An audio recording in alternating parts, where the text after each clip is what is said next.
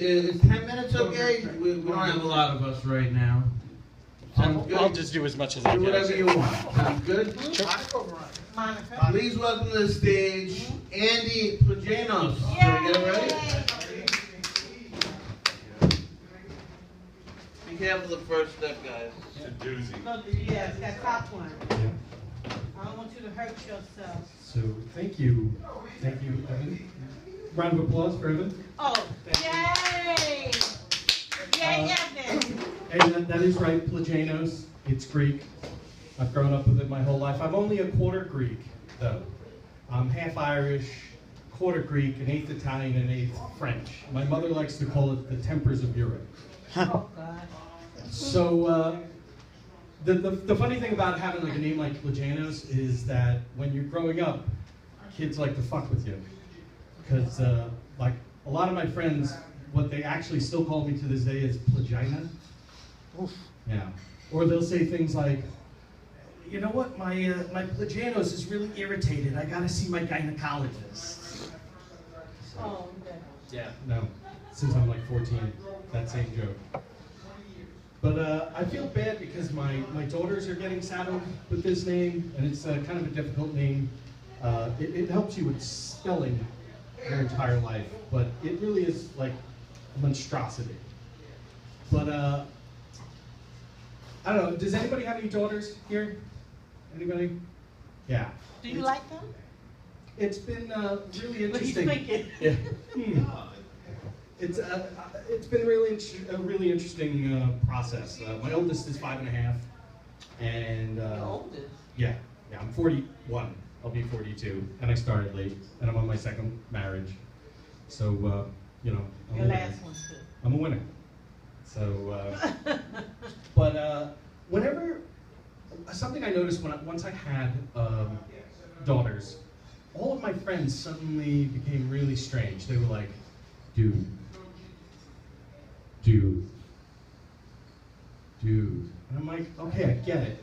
People are gonna wanna have sex with my daughters because they're girls. When they grow up, they will be women, and there will be men who wanna have sex with them. I even have a friend from high school, a girl I went to high school with, who has 2 boys. And something she said to me was, all I have to worry about are my 2 sons' dicks. You gotta worry about everybody else's dick. I'm like, oh, well that's really kind of like a vulgar, kind of crazy thing. And so I decided, you know, I'm not gonna be that stereotypical, oh, I'm gonna have my shotgun when they come over, I'm gonna make it, oh, you beep, you come outside my house, you honk. Like, of course, nobody does that anymore. And if they do, they're gonna catch a beating probably. But what I want to do is I want to raise my girls weird. I want them to be so strange that dudes don't even want to approach them. And so far it's working. My 5.5-year-old just wrote her first joke, which was hilarious because I explained who Batgirl was. And we've read some Batgirl books, we've watched TV shows. And the other day she goes, hey, Dad, what's Batgirl's last name? I said, well, her name is Barbara Gordon. And she looks at me like some door was open and goes, Barbara Gordon? Like Commissioner Gordon? And I go, right. Commissioner Gordon is Barbara Gordon's dad. She's like, what? And I'm like, and he doesn't know. So we've been working on like knock-knock jokes. Because she's 5, and they're great. So like maybe 15 minutes later, she comes up and she goes, okay, Dad. And she does have a terrible Long Island accent. Dad, I got a new joke. I'm like, all right, cool. What do you got? She goes, knock, knock. I'm like, who's there? She goes, Commissioner Gordon. I'm like, Commissioner Gordon who? Commissioner Gordon who doesn't know that Batgirl is his daughter. I'm like, holy shit, that's fucking great. I'm gonna go to open mic night and I'm gonna tell that joke. And she gave me permission. She did. So I'm not. There's no copyright thing here. Right. Yes. But you know, so someday I want. So it's working. My raising them weird idea. I just went to the pre-K moving up ceremony, which I hate hate that. I hate the whole like making a big deal out of everything. But they had like pictures of the girl and all the kids on the wall, and it had like what they wanted to be when they grew up. And I saw kids who wanted to be teachers and police and firemen, and I'm like, cool. I'm like, where's Charlotte? Where's Charlotte?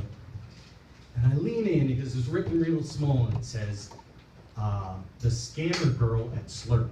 Now, Slurp is her favorite restaurant. It's a ramen noodle restaurant in Fort Jefferson. She thinks that the girl who takes your order is called the scammer. So my daughter, when she grows up, wants to be the order girl at the ramen noodle place in Fort Jeff, which is great because her expectations are really not getting blown up. But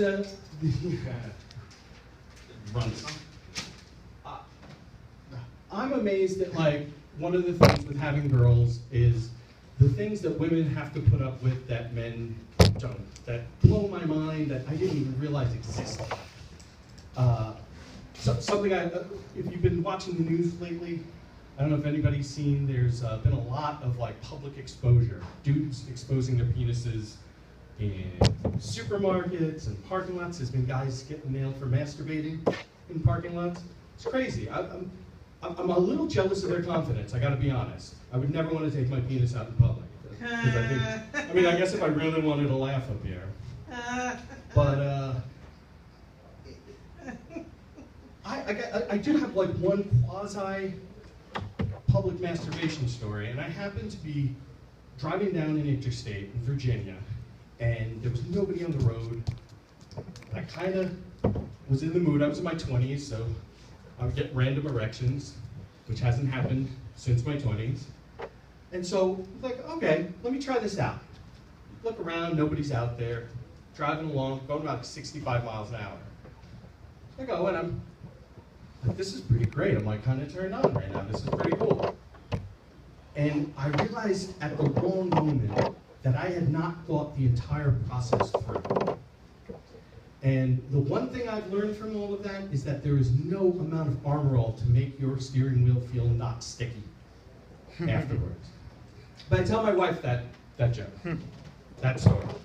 And she's like, oh, well, you know, I've actually had a couple of times where I've been driving, I pull up to a light, and there's a guy jerking off in the car next to me. And I'm like, how did this happen? And I said, and she's like, yeah, I don't know how to react to it. So I told her, listen, I got a great idea for you. Is when the next time this ever happens, you turn to him and with the biggest old Jewish mother voice you can muster up, you say, I hope you thought this all the way through. I hope you have a towel or something in there. So, yes. But, yeah, that's all I got for today. Thank you very much. All right, great job. Jana. And you've only been doing it a couple of times.